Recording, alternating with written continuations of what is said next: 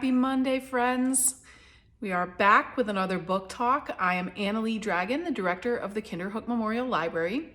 And I was at a bit of a loss this week. I couldn't decide what I wanted to talk about. So I figured we would go with something that I have been reading a lot about, which is fiction revolving around time travel. I don't know if that's inspired by a desire sometimes to escape the moment we're in or what, but I think people have long had a fascination with time travel in general, and whether it's actually possible or not and what that looks like. And it's sort of sci-fi, which is not generally my go-to, but there's also the books I have picked have drama, they have history, there are thrillers. So there's kind of a time travel version for whoever you are. I like to think anyway. I enjoyed all of these books, and I'm hoping that you will find something new that you will enjoy as well. And we can talk about it sometime, which I would love to do. If you ever want to talk time travel, I'm your girl. I've listened to and read a lot of books about it, especially recently. So I'm going to put a cover up of a book, and then we will discuss that book, and then I will put the next cover up, and so on. And at the end, I will put all of the covers of the books up again so that you can see them in case you missed a title or an author. And then you can borrow them from the library. They're all available in our system. And if you have any questions or need any help or want a different recommendation because you have read all of these already, I will definitely help out, and I would also love to talk to you about that. So the doors are open to the library. You are welcome to come in. We are asking that you wear face masks while inside the building still to protect our young readers who can't be vaccinated yet. But we would love to see you. No appointments necessary, no social distancing. You can use computers, check out books, all the normal library stuff. So, and our normal hours that we always had are coming back on July 6th. So keep a lookout for that happening, and lots of stuff going on at the library, and summer reading programming starting, which includes a summer reading program for adults. So maybe you pick up a time travel book and get yourself started earning some raffle tickets as of July 1st. That's when the program begins. So I hope you'll all register. Okay, let's get started. As you saw there, the first book we're starting with is by Daphne du Maurier. Many of you know she wrote Rebecca. But this book, The House on the Strand, is one that I was introduced to before Rebecca by my mother. It is atmospheric and gothic, like all of her books, I like to think. Excellent writing, very dark. So it's not a feel-good page turner in that way. It is a little heavier, but it's the atmosphere of it. That's the whole thing. And it is the oldest book, I think, out of the ones I'm going to talk about. I didn't do that on purpose. It just is the first one that comes to mind when I think about time travel. It's this book. So this is what they call a haunting tale, which I would agree with. Du Maurier takes a fresh approach to time travel. A secret experimental concoction, once imbibed, allows you to return to the 14th century. There is only one catch. If you happen to touch anyone while traveling in the past, you will be thrust instantaneously to the present. They also get very sick if that happens. Understandably, I guess covering all those years at one moment could probably make you sick. So this book is about a man who house sits for a friend of his, and the friend has a laboratory, and he has a bunch of kind of drugs and things, concoctions that he has made in the lab, and the friend decides to test one of them out, and he is brought back to the 14th century in exactly the same location that he is currently staying. So right where he is physically, but just in the 1400s instead of current day. And he goes back and forth a number of times. He becomes involved in people's lives as much as you can. So his version of, Daphne du Maurier's version of time travel, you don't get to interact in that way. So they can't see him, but he can see them and hear them. So it's not a direct interaction where everybody has a different take on time travel. So this one is more of an observer, but he becomes very involved, kind of like watching a soap opera. He becomes very involved in their lives. And it's about his story, basically, of his time travel back and forth and the things that happen. It does have a few twists and turns and a dark ending. But I found it completely intriguing and a different way to look at time travel from all the other versions that I'd read. So if you love Daphne du Maurier, or you are into kind of gothic, atmospheric books, sort of mystery, I guess, and a little sci-fi thrown in. The thing is, it's not gadgetry in that way. It's through a drink. And so there is even in that something more gothic that I just really enjoyed. So if you like this kind of book, This might be right up your alley, and I know that a lot of people who have read Daphne du Maurier have read Rebecca. They may not have read this one, so I'm hoping maybe I'm introducing something new to some of you. So this is the first book I think of when I think of time travel. If you haven't read it yet, check it out. The House on the Strand by Daphne du Maurier. Next book. So Michael Crichton has long been a favorite of mine. He writes really great science-y, techie thrillers. The thing I love about them is, to me, they are the perfect combination of thriller, fast-paced, page-turning kind of book, but they also have a lot of technical detail in them. He was just known for that. And so he's written a bunch of different worlds in a bunch of different ways. His book Timeline is a great, great time travel book. So they made it into a movie, which was horrible, if you ask me. I guess that's just my opinion, but it was terrible. But the book is excellent. So it takes place in an Arizona desert. A man wanders in a daze, speaking words that make no sense. Within 24 hours, he's dead, his body swiftly cremated by his only known associates. Halfway around the world, archaeologists make a shocking discovery at a medieval site.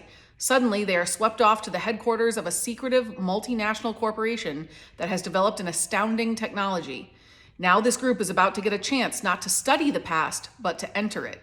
So this is a true page-turner thriller book, but the timeline going back and forth is really interesting. It takes its medieval, the part of history he travels back to, which does seem to be a tie that binds in a number of time travel books, is that fascination we have with that medieval period, knights and armor and castles and war. And so there is this kind of throwing us back to that period in time, the Dark Ages, and seems to be a common thread, I think, just because we're all sort of fascinated with it. So this is about that time period when he travels back, but man, can he write a page-turning book. And so I just really enjoyed this. And I feel like if you have read any Michael Crichton, or even if you haven't, the thing is, you can get as into, he does give a great deal of technical detail, and you can get really into that part of it if you want to, but you also can kind of skim over those parts and just read the thriller for what it is, which is a thriller. So I like that he gives you that option, sort of. It's not an all or nothing situation. You can get bogged down in the weeds if you want to, and you're really into that part of it, or you can just sit back and enjoy it for what it is at a beach read or whatever. So I really enjoyed Timeline. I would love to talk to somebody about it. So if you read it, let me know for sure. Let's get on to our next title.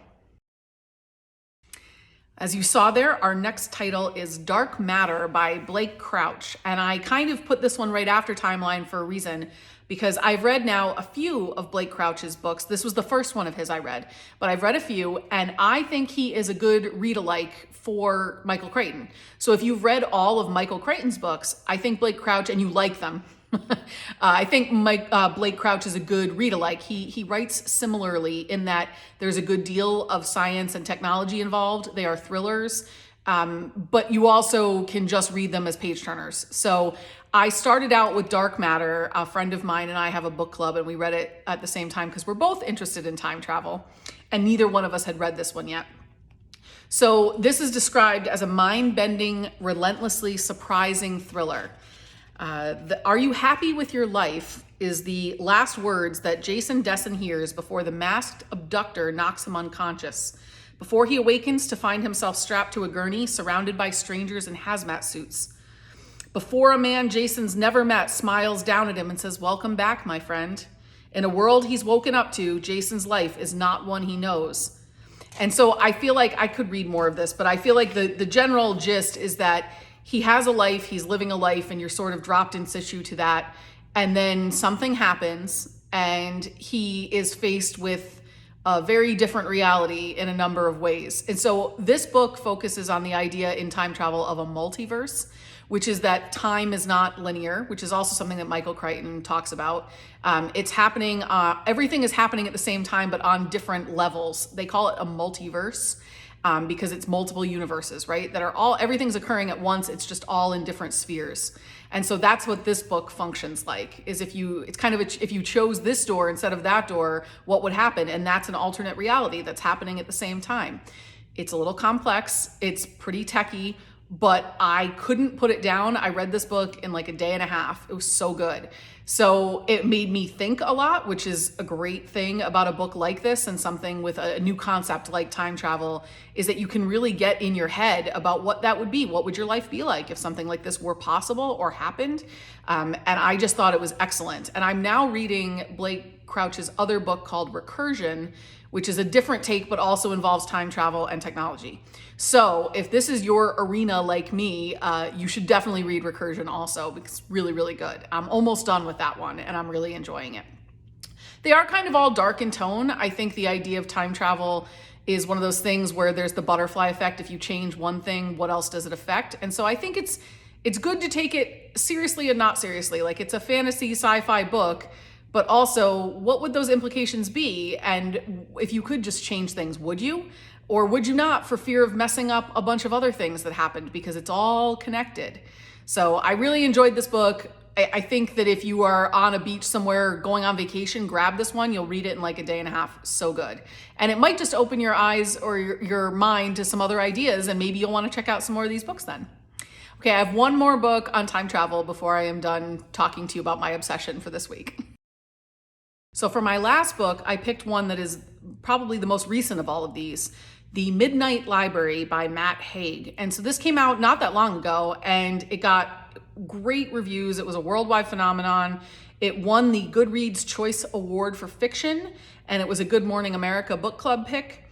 It is, I don't know, it was just touching and literary, and it's about a library. So if you are bibliophiles or library lovers, then this might be the right book for you. Less of a thriller and more of a thinker, and just literary and lovely. I really enjoyed this one a lot. So it says, somewhere out beyond the edge of the universe, there is a library that contains an infinite number of books, each one the story of another reality. So kind of like the multiverse that I was talking about. One tells the story of your life as it is, along with another book for the other life you could have lived if you had made a different choice at any point in your life. While we all wonder how our lives might have been, what if you had the chance to go to the library and see for yourself? Would any of these other lives truly be better? So this is, they call it an enchanting blockbuster novel, and the main character, Nora Seed, is faced with the exact question they just asked. And she could change her life for a new one, or follow a different career or a different love interest. And she has to search within herself as she travels through the Midnight Library to decide what is truly fulfilling in life and what makes it worth living in the first place.